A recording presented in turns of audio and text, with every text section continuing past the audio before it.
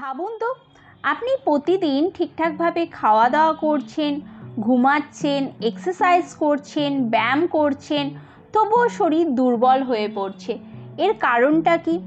শরীরে শুধুমাত্র জলের পরিমাণ কমে যাওয়া কিন্তু এর কারণ হতে পারে। হ্যাঁ বন্ধুরা, আমাদের শরীর পুরো 70% জলে পূর্ণ। তাই শরীরে যদি জল কমে যায় তাহলে শরীর ডিহাইড্রেট হয়ে পড়ে। আর এই ডিহাইড্রেশন থেকে kidney damage, low blood pressure, হার্টের সমস্যার মতন ভয়ঙ্কর রোগ হতে পারে। হাই বন্ধুরা, ওয়েলকাম টু হেলদি লাইফ। আমি কল্যাণী। আজকের টপিকে শরীরে ডিহাইড্রেশন হলে কোন কোন রোগ হতে পারে, প্লাস এই ডিহাইড্রেশন থেকে কিভাবে নিজেকে বাঁচাবেন, এই ভিডিওতেই জানবো।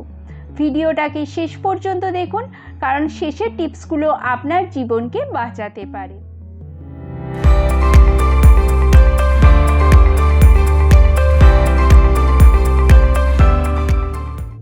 আমরা জেনে নিই শরীর ডিহাইড্রেট হলে কোন কোন রোগ হতে পারে।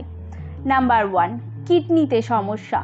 জল কম খেলে কিডনিতে রক্ত চলাচল কমে যায়। দীর্ঘদিন এরকম জল কম খেলে কিন্তু কিডনিতে স্টোন বা কিডনি ড্যামেজ পর্যন্ত হতে পারে। Number 2, low blood pressure. Dehydration হলে শরীরে রক্ত তৈরি হওয়াও কমে যায়, ফলে মাথা ঘোরে, শরীর দুর্বল হয়ে পড়ে। Number 3, ইউরিনে infection. কম জল খেলে কম প্রস্রাব হবে, ফলে ইউরিনে বা ইউরিনারিতে ব্যাকটেরিয়া জমবে এবং ইউরিন ইনফেকশন তৈরি করতে পারে। নাম্বার 4, কোষ্ঠকাঠিন্য। জল কম খেলে মল শক্ত হয়ে যায়, আর দীর্ঘদিন যদি মল শক্ত হয় বা কোষ্ঠকাঠিন্যের সমস্যা হয় তাহলে পাইলস পর্যন্ত হতে পারে। Number 5, heat stroke.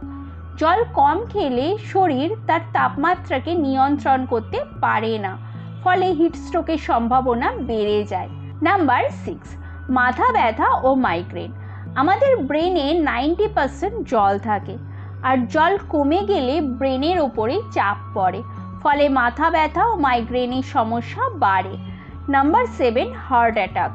জল কম খেলে রক্ত অনেক সময় ঘন হয়ে যায়, আর রক্ত ঘন হয়ে গেলে অন্য অর্গ্যানসে রক্তকে পৌঁছাতে হার্টকে অনেক বেশি পরিশ্রম করতে হয়, ফলে হার্ট অ্যাটাকের ঝুঁকি বাড়ে।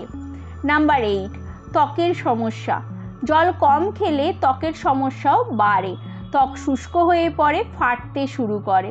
তাই যদি গা শুকিয়ে যায়, প্রস্রাবের রং গাঢ় হলুদ হয় এবং শরীর দুর্বল থাকে, মাথা ঘোরে, এই লক্ষণগুলো দেখলেই সতর্ক হন, কারণ এগুলো ডিহাইড্রেশনের লক্ষণ। আর এই ডিহাইড্রেশন থেকেও বাঁচার উপায় আছে। প্রতিদিন অন্তত 2 থেকে 3 লিটার জল খেতে হবে এই ডিহাইড্রেশন থেকে বাঁচার জন্য এবং শরীরকে হাইড্রেট রাখার জন্য। এর পাশাপাশি ডাবের জল, লেবুর জল, ওআরএসও খেতে পারেন। প্রতিদিন প্রস্রাবের রঙকে দেখতে হবে এবং বুঝে জল খেতে হবে, কারণ সুস্থ থাকতে হলে সচেতন হওয়াই সবথেকে বড় ওষুধ। তাই সঠিক পরিমাণে জল খান। আর ভিডিওটা যদি উপকারী বলে মনে হয় তাহলে লাইক করুন, শেয়ার করুন এবং সাবস্ক্রাইব